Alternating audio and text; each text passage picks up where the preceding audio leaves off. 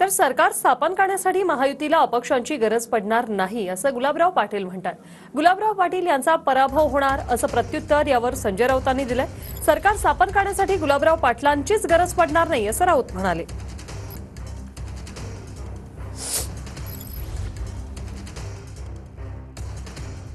बघा, आमचा अंदाज तर आहे की आमचं स्पष्ट बहुमत येईल, पण तरी सुद्धा एक्झिट पोलच्या नुसार कमी जास्त जागा जरी आल्या तरी अपक्षांच्या माध्यमातून आमचं सरकार बनेल। पण मला नाही वाटत की अपक्षांची आम्हाला गरज पडेल, कारण की एक्झिट पोल जरी आले असले तरी अंडर करंट जे लाडक्या बहिणीचं आहे ते कोणाला समजणार नाही। लाडक्या बहिणीच्या मुळेच ही जी टक्केवारी वाढलेली आहे आणि यामुळे मला तरी असं वाटतं की महिलांचा मतांचा जो प्रभाव आहे तो लाडक्या भावाकडेच आहे। 175 राज्यामध्ये फिक्स आहे का गोविंदा?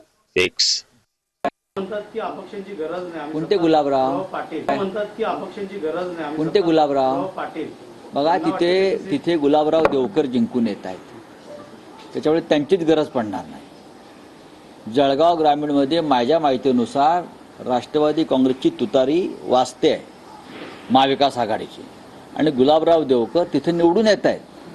त्याच्यामुळे त्यांची गरज आहे की नाही सरकार स्थापनेत हे त्यांनी ठरवायचं।